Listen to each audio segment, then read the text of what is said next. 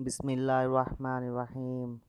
হযরত আবু হুরায়রা রাযিয়াল্লাহু তাআলা আনহু বর্ণনা করেন, হুজুর আকরাম সাল্লাল্লাহু আলাইহি ওয়াসাল্লাম ইরশাদ ফরমাইয়াছেন, আমার উম্মতকে রমজান শরীফের ব্যাপারে 5টি জিনিস বিশেষভাবে দান করা হইয়াছে, যাহা পূর্ববর্তী উম্মতদিগকে দান করা হয় নাই।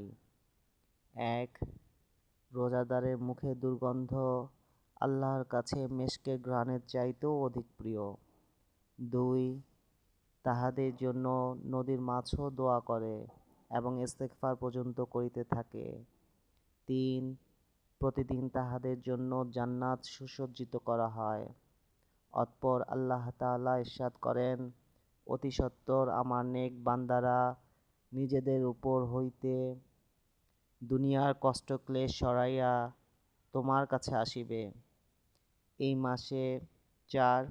এই মাসে দুষ্ট ও অবাধ্য শয়তানদিগকে আবদ্ধ করিয়া রাখা হয়, ফলে অন্যান্য মাসে তাহারা যেই সমস্ত খারাপ কাজ পর্যন্ত পৌঁছাইতে পারিত, এই মাসে সেই পর্যন্ত পৌঁছাইতে পারে না।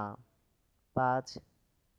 রমজানের সর্বশেষ রাত্রে রোজাদারদিগকে মাফ করিয়া দেওয়া হয়।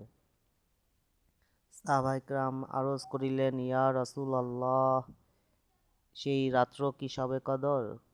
উত্তরে বলিলেন, না, বরং নিয়ম হইল কাজ শেষ হইলে মজদুরকে তাহার মজদুরি দেওয়া হয়। নবী করিম সাল্লাল্লাহু আলাইহি ওয়াসাল্লাম উল্লেখিত হাদিসে 5টি বিষয়ের কথা বর্ণনা করিয়াছেন, যেগুলি আল্লাহ তাআলা বিশেষভাবে এই উম্মতকে দান করিয়াছেন। পূর্ববর্তী উম্মতের রোজাদারদেরকে দেওয়া হয় নাই। আফসোস, আমরা যদি এই নিয়ামতের কদর করিতাম এবং ইহা হাসিল করিবার জন্য চেষ্টা করিতাম।